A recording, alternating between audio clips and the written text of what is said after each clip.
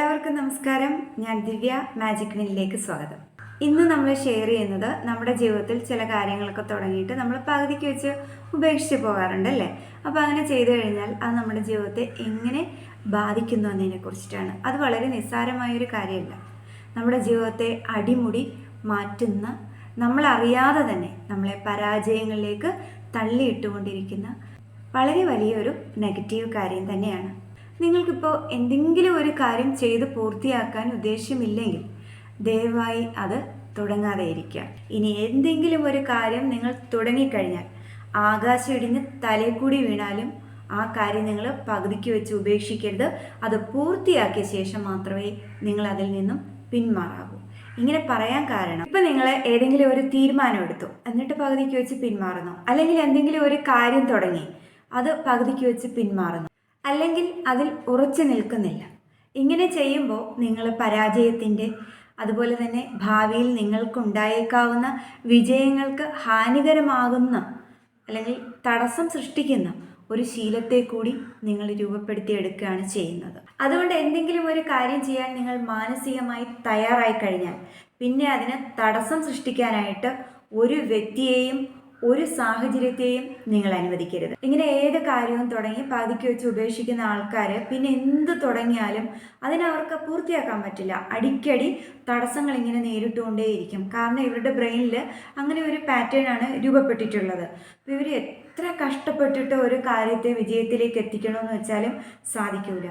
ഈ അടിക്കടി ഉണ്ടാകുന്ന തടസ്സങ്ങൾ കാരണം അല്ലെങ്കിൽ പരാജയങ്ങൾ കാരണം ഇവർ വളരെയധികം നിരാശരായി മാറും. ജീവിതത്തോട് തന്നെ മടുപ്പ് തോന്നിത്തുടങ്ങും. അപ്പോൾ ഈ ശീലത്തെ നമുക്ക് എങ്ങനെ മാറ്റാം, അല്ലെങ്കിൽ എങ്ങനെ പരിഹാരം കാണാമെന്ന് നോക്കാം. ഒരു കാര്യം നടപ്പിലാക്കുന്നതിനെക്കുറിച്ച് നിങ്ങൾ ചിന്തിച്ച് തുടങ്ങിയാൽ അതിൻ്റെ രണ്ട് വശങ്ങളെക്കുറിച്ച് നിങ്ങൾ മനസ്സിലാക്കണം. ഒന്ന്, നിങ്ങൾ ചിന്തിക്കേണ്ടത് ഈ കാര്യം എനിക്ക് നടന്നു കിട്ടിയാൽ ഇതിൻ്റെ ഗുണാനുഭവങ്ങൾ എന്തൊക്കെയാണ് എൻ്റെ ജീവിതത്തിൽ ഉണ്ടാകുന്നത്. അതുപോലെ തന്നെ ഈ കാര്യം ഞാൻ ചെയ്യുന്ന സമയത്ത് എനിക്കുണ്ടായേക്കാവുന്ന റിസ്കുകൾ എന്തൊക്കെയാണ്. ഇപ്പോൾ ഒരു ഉദാഹരണം പറഞ്ഞു കഴിഞ്ഞാൽ, നിങ്ങളിപ്പോൾ ചെയ്തുകൊണ്ടിരിക്കുന്ന ജോലിയിൽ സംതൃപ്തനല്ലെന്നിരിക്കട്ടെ. അതിന് കാരണം ഒരു പക്ഷേ കുറഞ്ഞ സാലറി ആയിരിക്കാം, അല്ലാന്നുണ്ടെങ്കിൽ ആ ഓഫീസിലെ അന്തരീക്ഷമാവാം. ഏതായാലും നിങ്ങൾക്ക് ഈ ജോലി വിട്ടുപോയേ പറ്റുമെന്ന് നിങ്ങൾ ചിന്തിക്കുന്ന സമയത്ത് നിങ്ങളെ ആശ്രയിച്ച് ജീവിക്കുന്ന ഒരു ഫാമിലി കൂടി ഉണ്ടെങ്കിൽ നിങ്ങൾക്കൊരു തീരുമാനം എടുക്കാൻ കഴിയാണ്ട് നിങ്ങൾ കുഴഞ്ഞു പോകും. അപ്പോൾ ചെയ്യേണ്ടത്, നിങ്ങൾ ഈ ജോലി വിട്ടു കഴിഞ്ഞാൽ പുതിയൊരു ജോലി കിട്ടുന്നിടം വരെ ഈ ഫാമിലിയെ എങ്ങനെ നിലനിർത്താം, അതിനൊരു സൊല്യൂഷൻ കണ്ടെത്തി കഴിഞ്ഞാൽ നിങ്ങൾക്ക് ആ ജോലി മാറണമെന്നുള്ള തീരുമാനത്തിൽ ഉറച്ചു നിൽക്കാനും പുതിയൊരു ജോലി കണ്ടെത്താനും സാധിക്കും. ഇങ്ങനെ നിങ്ങളൊരു കാര്യത്തിൻ്റെ രണ്ട് വശങ്ങളെക്കുറിച്ച് മനസ്സിലാക്കി ഒരു തീരുമാനം എടുത്തു കഴിഞ്ഞാൽ നമുക്കത് ഉറച്ചു നിന്ന് മുന്നോട്ട് കൊണ്ടുപോകാനായിട്ട് സാധിക്കും. ഇനി രണ്ടാമതായി നിങ്ങൾ ചെയ്യേണ്ടത്, അടിക്കടി കാര്യതടസ്സങ്ങൾ ഉണ്ടാകുന്ന വ്യക്തികൾ ജീവിതത്തിലെ കൊച്ചു കൊച്ചു കാര്യങ്ങൾ പോലും എഴുതി വെച്ചിട്ട് സമയബന്ധിതമായി സമയനിഷ്ഠയോടുകൂടി അത് പൂർത്തിയാക്കുക എന്നുള്ളതാണ്. അതിപ്പോൾ കൊച്ചു കൊച്ചു കാര്യങ്ങളെന്ന് വെച്ചാൽ, ഞാൻ നാളെ രാവിലെ 6 മണിക്ക് ഉറക്കം എഴുന്നേൽക്കും എന്ന് പറഞ്ഞാൽ ആദ്യമൊക്കെ അലാം വെച്ചിട്ടാണെങ്കിലും അലാം അടിക്കുമ്പോൾ ഒരു മടിയും ഇല്ലാണ്ട് 6 മണിക്ക് എഴുന്നേൽക്കണം. ഞാൻ 7 മണിക്ക് ബ്രേക്ക്ഫാസ്റ്റ് കഴിക്കും എന്ന് പറഞ്ഞാൽ 7 മണിക്ക് നിങ്ങൾ ബ്രേക്ക്ഫാസ്റ്റ് കഴിച്ചിരിക്കണം. 8:30 ഞാൻ ഓഫീസിലെത്തും അല്ലെങ്കിൽ 9:30 എത്തും എന്ന് നിങ്ങൾ പ്ലാൻ ചെയ്ത് വെച്ചാൽ അതിന് ഒരു തടസ്സവും കൊടുക്കാണ്ട് നിങ്ങൾ 9:30 ഓഫീസിലെത്തിയിരിക്കണം. ഇന്ന് ഞാൻ എൻ്റെ റൂം ക്ലീൻ ചെയ്യും, അല്ലെങ്കിൽ എൻ്റെ ക്ലോത്ത് വാഷ് ചെയ്യും. ഇതുപോലുള്ള കൊച്ചു കൊച്ചു കാര്യങ്ങൾ നിങ്ങൾ എഴുതി വെച്ച് സമയബന്ധിതമായിട്ട് അതിനെ പൂർത്തിയാക്കണം. ഇങ്ങനെ കൊച്ചു കൊച്ചു കാര്യങ്ങൾ നിങ്ങൾ എന്താ പറയുക, ഒരു തടസ്സവും ഇല്ലാണ്ട്, ഇതൊക്കെ ചെയ്യാൻ പറ്റുന്ന കാര്യങ്ങളാണെന്നേ.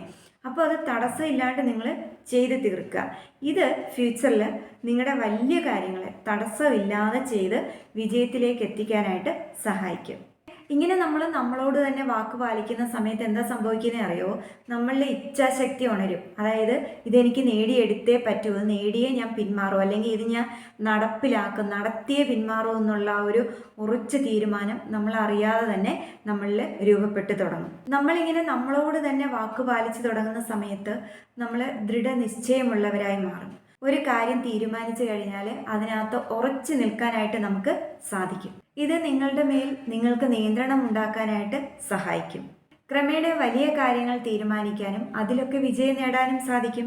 ഇതിങ്ങനെ ഒരു ശീലമായി തുടങ്ങിക്കഴിഞ്ഞാൽ പിന്നീട് ഒരിക്കലും നിങ്ങളുടെ ഉള്ളിലുള്ള ആ ഞാനെന്ന ചൈതന്യത്തെ ദുർബലപ്പെടുത്താൻ നിങ്ങൾ അനുവദിക്കരുത്. എന്ന് വെച്ചാൽ പിന്നെയും ഒരു കാര്യം തുടങ്ങിയിട്ട് ഒരിക്കലും അതിനെ ചെറുതാണെങ്കിൽ പോലും പാതി വഴിയിൽ വെച്ച് നിർത്താനായിട്ട് നിങ്ങൾ നിൽക്കരുത്.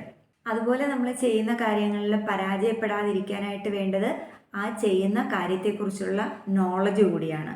നമ്മൾ എന്താണോ ചെയ്യാൻ ഉദ്ദേശിക്കുന്നത് അതിൻ്റെ അറിവ് അല്ലെങ്കിൽ ആ ഒരു എക്സ്പീരിയൻസ് നമ്മൾ നേടണം. എന്ത് ചെയ്താലും അടിക്കടി കാര്യതടസ്സം നേരിടുന്നവർക്ക് വേണ്ടിയിട്ടുള്ള ഒരു അഫർമേഷൻ കൂടി ഞാനിവിടെ പറയാം. ചാൾസ് എഫ് ഹാനലിൻ്റെ അഫർമേഷനാണിത്. ഞാൻ എന്തായിരിക്കാൻ ആഗ്രഹിക്കുന്നുവോ അതായിരിക്കാൻ എനിക്ക് സാധിക്കും. ഞാൻ എന്തായിരിക്കാൻ ആഗ്രഹിക്കുന്നുവോ അതായിരിക്കാൻ എനിക്ക് സാധിക്കും. ഈ ഒരു അഫർമേഷൻ കണ്ടിന്യൂസ് നിങ്ങൾ പറയുക. വീഡിയോ നിങ്ങൾക്ക് ഇഷ്ടമായ ലൈക്ക്, ഷെയർ, കമൻറ്റ്, സബ്സ്ക്രൈബ് ഒന്നും ചെയ്യാൻ മറക്കല്ലേ. Thank you for watching.